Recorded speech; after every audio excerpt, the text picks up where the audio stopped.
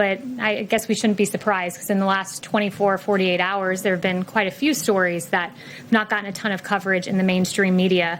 As former White House Press Secretary Ari Fleischer said, bias is often found in stories the press does not cover.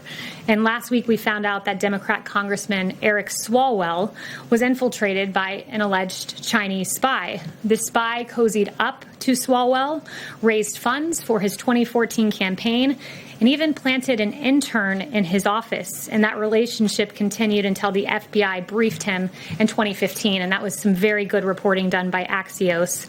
But after entangling with this spy for years, Swalwell hypocritically went on to be one of the lead instigators of the Russia collusion hoax in the impeachment sham.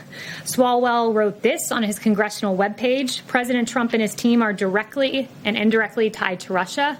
That was not true.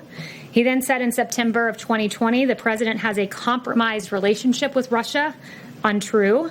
April of 2019, he said President Trump certainly acts on Russia's behalf and acts like Russia's leader. Not true. January 2019, Eric Swalwell said it's pretty clear President Donald Trump is an agent of Russia. Not true. And Swalwell shamelessly claimed Donald Trump Jr. and Jared Kushner had an eagerness and a willingness to work with the Russians during the 2016 election. Again, it was false. In 2019, he falsely claimed this yet again when inquired about collusion by a reporter. And these baseless attacks were false, yet covered breathlessly by the media. There was no coverage, however, of Swalwell being the one implicated with not Russia, but China. In fact, the New York Times website, as of this morning, had not one result for Eric Swalwell's ties to Chinese spies. Not one result. And when the Swalwell story broke, guess how many minutes of coverage it got on ABC, NBC, MSNBC, and CBS? 0.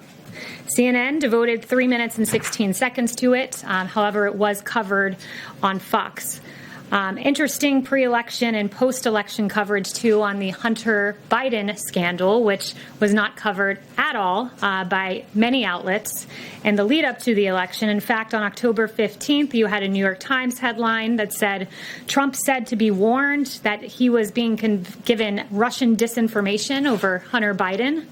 Now, December 10th, just a few months later, New York Times headline, investigation of Hunter Biden is likely to hang over Biden as he takes office. Washington Post on October 16th, the headline read, the truth behind the Hunter Biden non-scandal.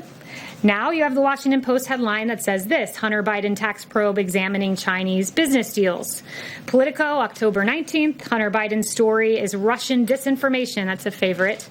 Dozens of former intel officials say, false yet again. December 2nd, now Politico reads, Justice Department's interest in Hunter Biden covered more than taxes. Really interesting turn of events, and good for those who covered what was a story all along and not Russia disinformation. Isn't it hypocritical for you to accuse others of disinformation when you spread it every day?